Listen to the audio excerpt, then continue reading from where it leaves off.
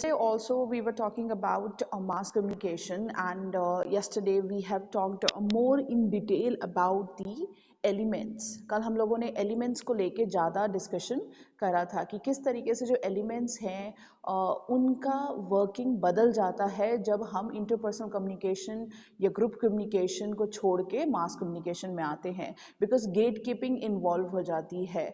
जो आपके सेंडर है, जो इनकोड कर रहे हैं, वो बदल जाते हैं। वहाँ पर ग्रुप और ऑर्गेनाइजेशन या इंस्टीट्यूशंस आ जाते हैं जो कि मॉनेटरी पर्पस यानी कि बिजनेस को ध्यान में रखते हुए इनकोडिंग कर रहे हैं। So now it's not like that you are encoding a beautiful poem just to recite it to your friend or to put up on your some kind of social media platform or to write in your diary. That is not a kind of encoding where you are not looking for profits.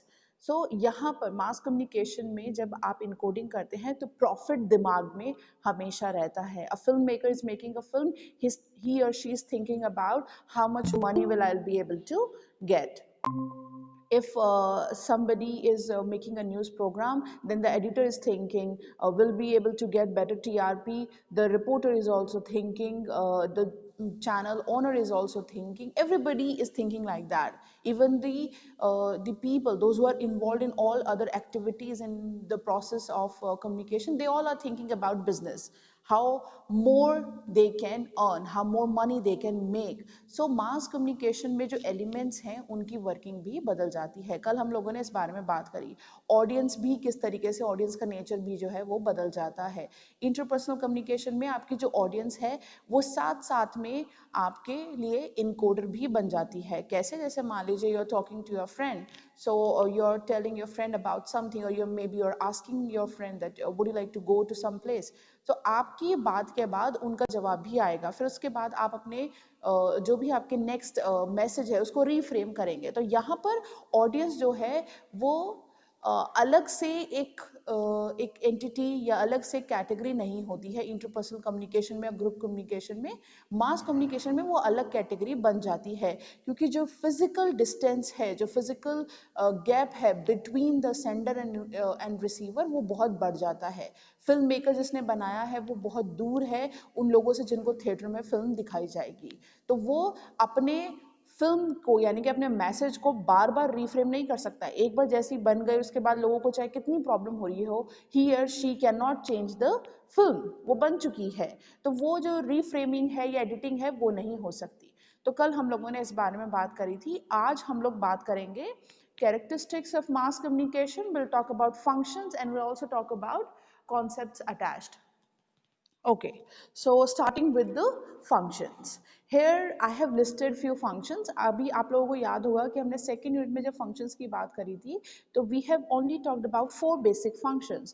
We have talked about information, we have talked about internal or control, we have talked about persuasion, and we have talked about motivation. Okay, the kind of motivational, or you could say the emotional function of communication, because that is more there when you are talking in terms of interpersonal communication or group communication. Mass communication में ये emotional satisfaction से ज़्यादा entertainment बन जाता है। Emotional satisfaction भी है, but उसका जो you could see the impact है वो बदल जाता है। यहाँ पर वो इम्पैक्ट जो है वो एक तरीके से सोशल एक्सेप्टेंस का हो जाता है, वो आप किस तरीके से अपने सोसाइटी को देखते हैं उसका हो जाता है, वो पर्सनल लेवल के इमोशनल सेटिस्फेक्शन का नहीं होता। For example, if you have done some kind of mistake and you go and tell your parent about it, and then they instead of yelling at you, they try to make you understand how this mistake can be corrected, and then they give you a hug. So this kind of communication and that hug will have a very different emotional appeal. उसमें और mass communication के जो emotional appeal है उसमें बहुत difference है। यहाँ पर ये इमोशनल अपील जो है वो एंटरटेनमेंट का हिस्सा बनती है। You go and watch a film because you want to have entertainment. Okay, that emotional satisfaction is more like the byproduct of it, but entertainment is the sole purpose. तो यहाँ पर जो फंक्शंस हैं वो उनका नेचर बदल जाता है। जो बेसिक फंक्शंस हैं उनसे ज़्यादा भी यहाँ पर आपको फंक्शंस जो हैं वो नज़र आएंगे और उनका वर्किंग भी उतनी ही ज़रूरी है। फॉर एग्जाम्पल, सबसे पहला काम जो कि मास कम्युनिकेशन का है और स्पेसिफिकली जर्नलिज्म का है वो है सर्विलेंस, यानी कि जैसे हम जर्नलिज्म को बोलते हैं कि वो आपकी कंट्री के उसकी डेमोक्रेसी के वॉच डॉग की तरह है, यानी कि उस पर नज़र बनाए रखने वाला जो एक जैसे सीसीटीवी कैमरा होता है उसकी तरह है, ताकि ये देखा जा सके कि क्या सोसाइटी के हित को ध्यान में रखते हुए गवर्नमेंट और जो गवर्नमेंट एम्प्लॉयज़ हैं, गवर्नमेंट लीडर्स हैं, वो काम कर रहे हैं या नहीं कर रहे हैं। तो यहाँ पर आपको हर चीज़ देखने की ज़रूरत है। कोई बिल आ रहा है तो वो कितना सही है या नहीं है, कोई रेजोल्यूशन आ रहा है तो वो सही है या नहीं है, कोई गवर्नमेंट जो है वो स्टेट में कोई किसी भी तरह की नई नीति ला रही है, स्ट्रेटेजी ला रही है, कुछ भी हो रहा है या इस तरह से नई कोई वो एक्शन नहीं है, उसके बावजूद जो normal day to day working है गवर्नमेंट की वो भी किस तरह की है, क्या वो जो बेसिक नीड्स हैं उनका ध्यान रख रहे हैं कि नहीं, मेडिकल नीड्स का ध्यान रख रहे हैं, एजुकेशन नीड्स का ध्यान रख रहे हैं कि नहीं, इकोनॉमी के लिए क्या कर रहे हैं। So all these kind of surveillance that mass communication needs to fulfil as a function, वो यहाँ पर एक सबसे ज़रूरी फंक्शन मास कम्युनिकेशन का बन जाता है। स्पेसिफिकली मास कम्युनिकेशन में भी जर्नलिज्म का फिल्म्स वगैरह जो हैं वो डायरेक्टली इतना ज़्यादा इन्वॉल्व नहीं होती हैं सर्विलेंस में, उनका सर्विलेंस है वो सोशल और कल्चरल लेवल पे ज़्यादा हो जाता है और masses. Okay, so I was talking about surveillance. तो सर्विलेंस जो है वो जर्नलिज्म के लिए, चाहे प्रिंट जर्नलिज्म हो या ब्रॉडकास्ट जर्नलिज्म में रेडियो जर्नलिज्म या टीवी जर्नलिज्म हो, इनके लिए सर्विलेंस ज़्यादा इंपॉर्टेंट फंक्शन है।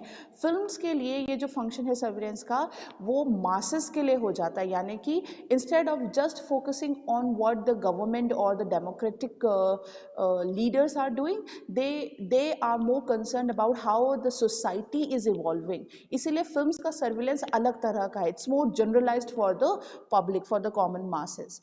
Then comes information. Information again, it is more of a function of the journalism side of mass communication, यानी कि जो प्रिंट जर्नलिज्म है, रेडियो जर्नलिज्म है, टीवी जर्नलिज्म है, इसके लिए इंफॉर्मेशन इम्पार्ट करना ज़्यादा ज़रूरी एक हिस्सा बन जाता है।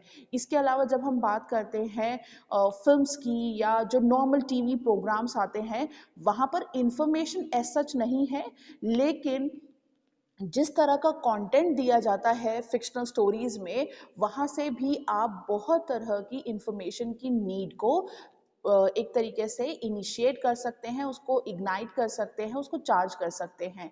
For example, you see a film where there is a story that people those who belong to below poverty line, they have asked for their rights, they have taken help of some kind of policy given by government, they have done this, they have done that. So that kind of gives you a message to the people that they should also look for what kind of policies, what kind of activities or what kind of help is given by the government. तो इस तरीके से आपके दिमाग में ideas को seed करने में फिल्म्स और फिक्शनल प्रोग्राम्स भी काम कर सकते हैं, बट ज़्यादातर जो इंफॉर्मेशन का काम है वो जर्नलिज्म का ही हिस्सा है।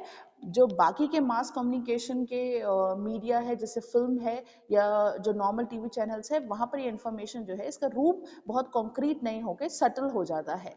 Then comes entertainment. एंटरटेनमेंट जो कि फिल्म और इस तरह के फिक्शनल प्रोग्राम्स का, चैनल्स का हिस्सा होना चाहिए, वो आजकल टीवी जर्नलिज्म का भी हिस्सा बनता जा रहा है और कुछ कुछ जगहों पे न्यूज़पेपर का भी। अगर आप दिल्ली ऐसे मेट्रोपॉलिटन सिटीज़ का एचटी न्यूज़पेपर देखेंगे, so you will see a lot of page 3 news, a lot of sensationalized news, a lot of news from the entertainment sector, जो कि नहीं होनी चाहिए, because journalism is more of a serious side of mass communication. You are here to provide data, you are here to provide information, you are here to give people the explanation about what is happening in their life, what